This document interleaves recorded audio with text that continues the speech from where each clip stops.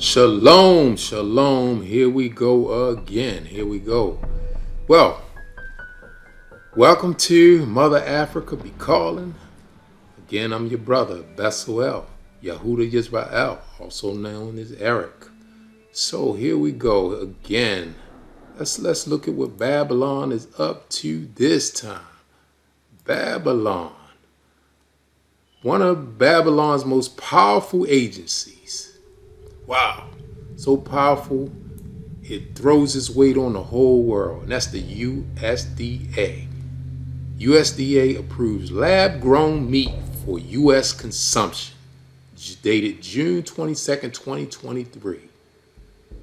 Yeah, Whitbits. And this is coming from the Daily Journal. The Daily Journal. So let me read this wickedness to you. See, this is why, if Yah, before I read this, let me say this. If Yah, Almighty Yah, gives you the ability, which he does give us the ability to get wealth, because that's where our wealth comes from. Whatever we have, all good things come from Yah. Listen, he gives you the ability to go into the motherland, and you so desire to do it, then let no one talk you out of it. Let no one change your mind. If Yah gives you the ability to do it and you want to do it, then so do it. Why? Because there are benefits to it. No place on earth is perfect. It won't be that way until Mashiach returns, comes on the scene and rectify this thing. So, meanwhile, he gives us common sense. And he also gives us the Ruach HaKodesh, Holy Spirit, to make moves to survive in this wickedness. Let me read this. USDA approves lab-grown meat for U.S. consumption. Good Meat and Upside Foods each received FDA approval on June 21st to sell their cultivated chicken products, Fox Business reports.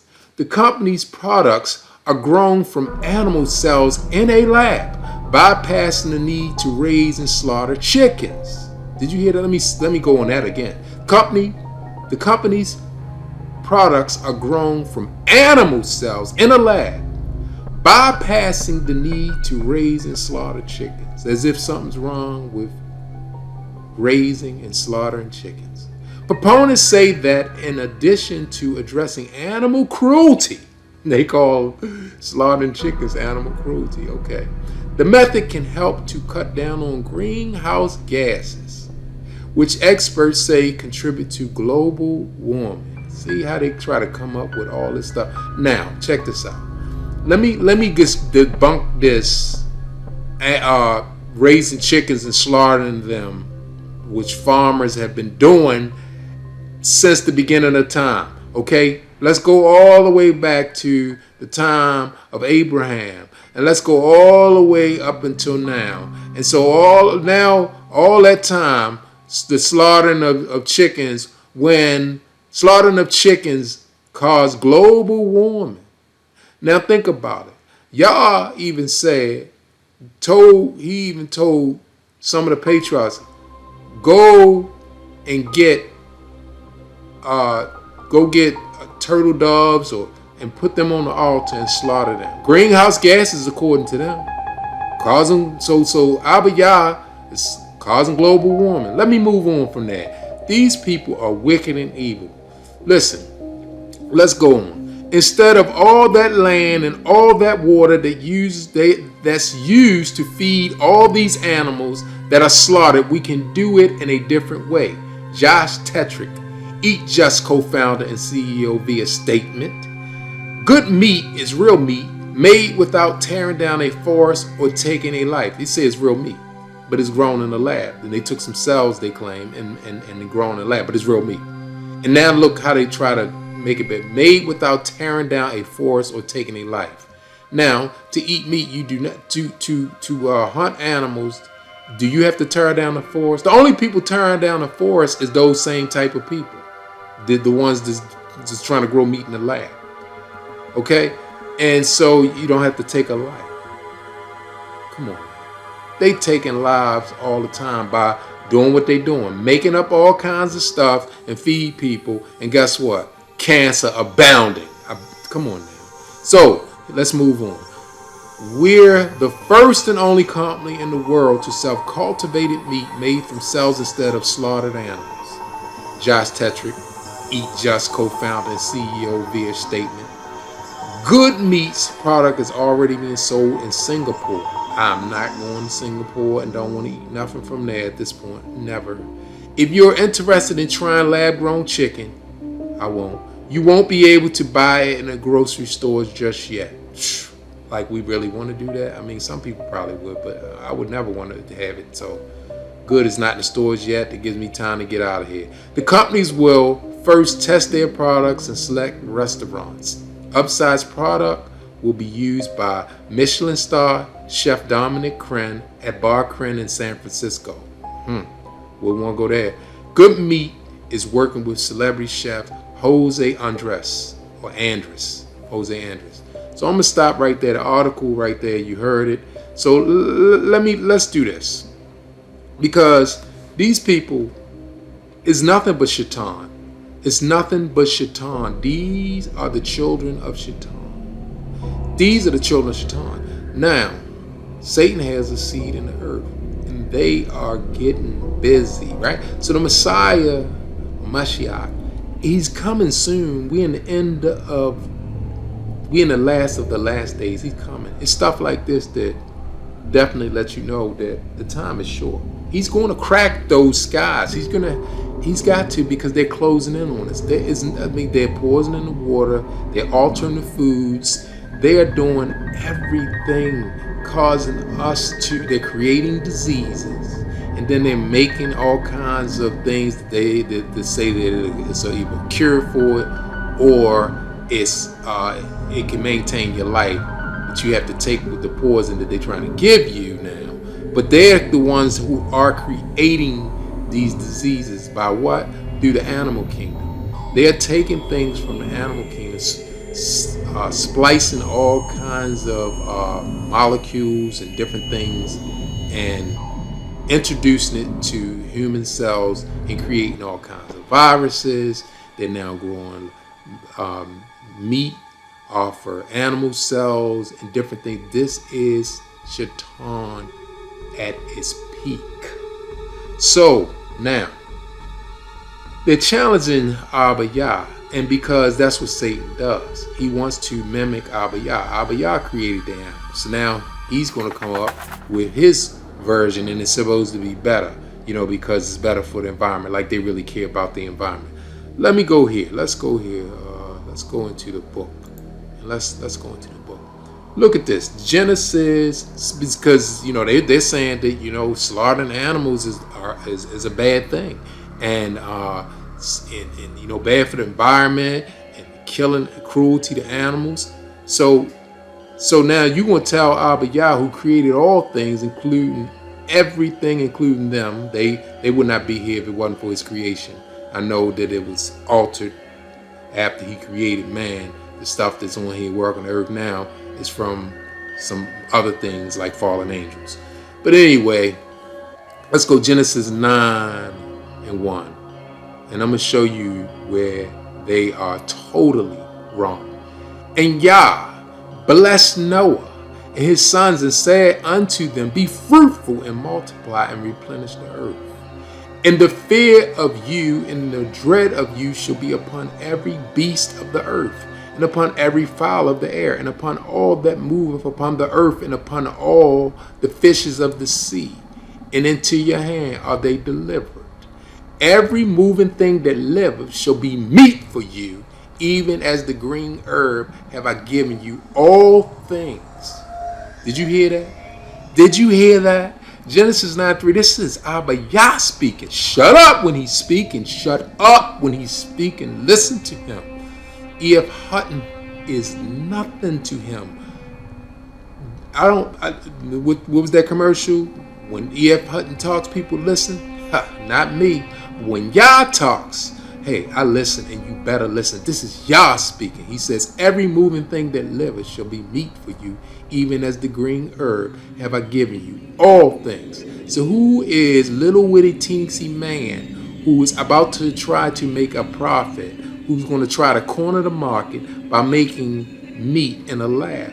What that does is trying to wipe out all farmers and wipe out everything that's natural. Why? Because they can grow it in a lab. They can make it quicker and sell it for cheaper. And so therefore, all the farmers and people who are doing it in the way of Yah would not be able to stay in business. Right? So what they're doing is cornering the market. Right? So let's look at this right here.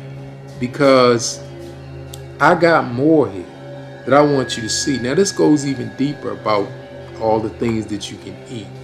Y'all later on in Leviticus 11, let's go to Leviticus 11. He gives specifics to the things that we can eat, because we should not eat everything, because some things are abomination to us. Now, in this, it talks about, it talks about the things that we can eat, the animals. It says those animals that we can eat that walks the earth, we could eat. It has to have a split hoof, and it must chew the cud. Those two things. Here it is right here, 11:3. Leviticus 11:3. Whatsoever part of the hoof and is cloven-footed and cheweth the cud among the beasts that you should eat. Everything else you're not supposed to eat. If it does not have both of those qualities, we are not to eat it. It's unclean for us. So I'm going to just skip down because it talks about the fish, and I can say it real quick off the top of my head. You can look into the word yourself if you haven't already. It's, you can eat everything that's in the waters. Here it is, right? 11:9. These shall you eat, all of that are in the waters. Whatsoever have fins and scales in the waters, in the seas, and in the rivers, them shall you eat. And all that have not fins and scales in the seas and in the rivers, of all that move in the waters, and of any living thing which is in the waters, they shall be an abomination unto you. You hear that? An abomination. So, so what's abomination in the Hebrew concordance? Because everything was written in Hebrew, and so the definitions goes with the Hebrew. So the Hebrew concordance is from HA262. If you want to look it up, it says abomination means filth, that is figuratively, specifically, an idolatrous object. Abominable. Okay, you shouldn't eat it. It's bad for you. All right?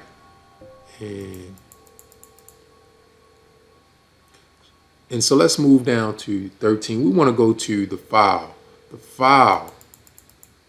fowl. Let's see. The Hebrew concordance for that, H5775. And so a fowl is a bird. It's covered with feathers, or rather as covering with wings, often collective bird that fly, a flying fowl. There it is. So we know that's what it is. So anyway, the reason why I'm going to the birds, because they're talking about growing chicken parts. And these are they which ye shall have an abomination among the fowls, meaning things that fly, birds.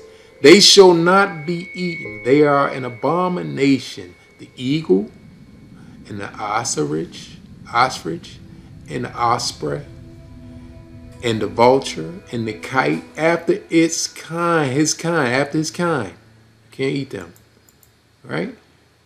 And every raven after his kind, can't eat it. And the owl and the nighthawk and the cuckoo and the hawk after his kind, and the little owl and the cormorant and the great owl, and the swan and the pelican and the gier eagle and the stork and the heron and her kind and the lapwing and the bat and all. Okay, I'm gonna stop right there because it goes into the things that creeps the earth, but those are all the flying things that it tells you can't eat. All the other ones you can eat, because it gives a list of what he's telling you that you're not supposed to eat. It's bad for you. It's an abomination. And also it's sin, because if he tell you you're not supposed to do it and you do it, it's sin. So whether it's food or not, it's just sin. All right. And so that means that we can eat chicken. Chicken wasn't on that list of what we can't eat. So it's not unclean for us. Okay? So we can't eat chicken. So, but now they want to alter that or pervert that and take cells and grow it in a lab. Now what is stopping these same cells once you consume it? Because remember, it's something in it that's making it grow in a lab. So once you, and you know it says you are what you eat. So once you consume it and it gets inside of you, what's to say that it's not going to make your organs not keep growing? How about that? See, men, even today, with something in what we're eating already that's causing problems with our prostates, because almost every man over 45 that I'm running into, their prostates are just growing, keep growing. So, here we go again. Let me move on to, where am I want to go to Daniel 12:4. I want to show you something right here. Daniel 12, let me start from 1. I'll go to Daniel.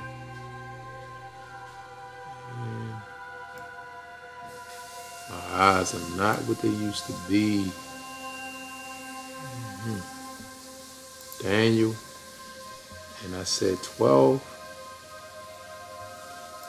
I'm going to go from Daniel 12:1-4. And this is speaking of the end times, which we're in. We're in the last of the last days. And I'm going to, right here, this scripture right here is going to sum it all up for you. Daniel 12:1, the end of times. And at that time shall Michael stand up, the great prince which standeth for the children of thy people. And there shall be a time of trouble, such as never was since there was a nation, even to that same time, and at that time thy people shall be delivered, every one that shall be found written in the book. And many of them that sleep in the dust of the earth shall awake, some to everlasting life, and some to shame and everlasting contempt. And they that be wise shall shine as the brightness of the firmament, and they that turn many to righteousness as the stars forever and ever. 4. Daniel 12:4. But thou, O Daniel, shut up the words and seal the book, even to the time of the end. Many shall run to and fro, and knowledge shall be increased. There it is right there. There it is right there. Knowledge. So you know that the end times, we're in the end times. Why? Because knowledge has increased dramatically like never before. Because of what? Information highway, the internet, the World Wide Web. Is all this information has never been like this in the earth. It's at your fingertips, on your phone. You could find out almost anything. Information has increased. That's how you know. So we know we're in the end times. Why? Look at this. Information has increased so much so that now man is able to take cells from animals and grow them in the lab. So if they could take cells from an animal and grow in the lab, don't you think they could take cells from people and grow it in the lab? Come on now. See, this is knowledge that has increased by leaps and bounds. It will be exponential increase. Okay, you're dealing with exponents on this one, right? And so we know we're in the end times now. And so they try to, as Shaitan does, he arrives to people as an angel of light. He shows himself as an angel of light, the Bible says. But he's a fallen angel, and he is the enemy of Yah and Yah's creation of the human race or man. And so what he does is everything, he tries to mimic Yah and tries to make it like it's better. Like these same people, like the FDA, the Food and Drug Administration, they approve everything, right? So they are bought and paid for. They are bought and paid for, right? Because think about it. These people, the same people, they create a disease, then they come up with some kind of solution and say they're curing it. But they're not even telling you that they created disease. They all of a sudden pop up with a cure.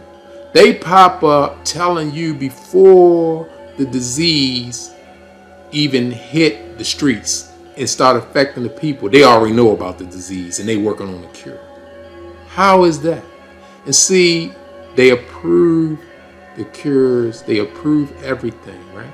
And so this means that the end is here because Mashiach got to come, because he's going to crack them skies. Why? Because they closing in on us. They are corrupting the food, corrupting the waters, corrupting the air. How can we survive? You know, the children of the Most High, there will be a remnant from every generation, okay? There will be a remnant, and even to these last days, a remnant. So he is not going to let Shaitan take us out, okay? So I know that people are going to say, oh, it's fine, it's okay, you know, this is, you know, it's good, you know, the FDA approved it. Because some people buy into anything these wicked people do, but they're bought and paid for. They're all about the rich. They're going to corner the market. That's all they're going to do. So if they're growing this, like I said, if they're growing this food in a lab, you know how quick they could probably grow it. And so therefore they can sell it for cheaper and through the whole world sell this stuff. And then they won't be able to keep up. They will not be able to keep up. I'm talking about the farmers. They won't be able to keep up. So, you know, this is where we are in these times. This is where we are. Let me show you something here, right here, that I say is a good concept. That a place that I, Almighty Yah willing, I plan to move to. And so Yah willing, I would love to move there. And I'm planning on doing it. So they got a permaculture concept, and I'm gonna tell you, if you're not familiar with permaculture, let me read this definition to you. Permaculture is a way of growing crops that mimics natural ecosystems. I'm right here, and works with nature instead of against it. It is a combination of permanent agriculture, permanent culture, and permaculture uses design principles that create a self-sustaining and productive system that benefits farmers, consumers, in the environment. Permaculture avoids the use of pesticides, fertilizers, and soil disturbance, and relies on companion planting, native insects, and cover crops. So, you know, instead of you know, doing things that are natural, like permaculture, they want to grow stuff in a lab. Okay, so now, if you're not familiar with permaculture, you want to see something, go look at my video. I was in Fumba Town, and they have, the whole town is designed on permaculture principles, right? And so they have natural food, natural growing, like the animals, like the chickens, they're there. So you can go and you can, you know, purchase a chicken. You'll be able to purchase a chicken, a live chicken. You can point them out and pick them out. That's the one I want. He's been eating all natural and good things, and you know, they'll slaughter it for you. I'm sure that's what they'll do, and you can take it home and you have a fresh chicken, you know, and the eggs, and also they have goats, and that will be the same for the goats and the different animals and the plants and herbs. They got everything there, and it's all grown natural. And what they're doing is they're building a town where they have compost that, you know, they're basically using the waste and everything. They're reusing it for the soils, using compost, and these things are good for the environment because everything comes from the earth. So even when our bodies die, it goes back to the earth. So, you know, this is nature working itself, and this is basically what they're doing. So, and the animals and everything are healthier, and so the people will be healthier. The runoff of the rain, they're building the roads where they're planting herbs and trees and fruit trees and, you know, herbs for medicines and all kinds of things. all down the sides of the roads, and then they put a curvature in the road so the runoff from the rainwater will run down into the herbs and the fruit trees and all the plants and everything. So this right here is good for the ecosystem basically. So instead of doing things like this, and they talk about tearing down forests and all kinds of stuff for to hunt animals. That was the complaint. They're saying you don't have to tear down forests. I mean, come on now, that's a crock of crap. No, if you do these permaculture principles, is even better because they're not using fertilizer, not doing anything. You're not removing the farmers, so people will be farming, and so the land will be like in its natural. As a matter of fact, all it's doing is enhancing what Yah has already made. Okay, it's just making it. It's just planting plants and different things that help each other. So putting something that grows better in a particular environment with other plants that they grow good together, that's what it does. Okay, mimicking nature is what it does. Mimic nature. But anyway, hallelujah, Almighty Yah got us. If we just obey His commandments, we know that as things get rough, we obey His commandments, we're gonna be okay. If anybody, see, this is why, I'm saying these kind of things that Babylon, daughter Babylon, AK America is doing, is more reason why, if you can get out of here, if Yah gives you the ability to leave this place, and Yah has given you the resources and you so desire, don't let nobody talk you out of it. You got preachers and pastors and teachers complaining that people like myself and people are scaring people into leaving America and they're going into Africa like it's a problem. No, Africa's not perfect, and nowhere is perfect until the Mashiach returns to make things perfect. But Africa is behind in ways where they're still living in the old ways, which is good. They have dirt roads and different things like that, so they have not really altered the environment in a lot of places. They're still doing agriculture in the old ways. I mean, using less fertilizer and pesticides. I know that, because they do not have the resources. These small farming areas and everything, they don't have the resources to buy all that stuff. So, and that's good. That's good because it's healthy. So yeah, if this is why I'm saying more so, Babylon. If you can leave Babylon, get out. Go back home. Go to the motherland. So I'm gonna leave with this. What does Yah require of us? And that is to fear Him and walk in all His ways. Love Him and serve Him with all our heart and all our soul. And the third thing is always remember to keep His commandments and statutes, and it will go well with us.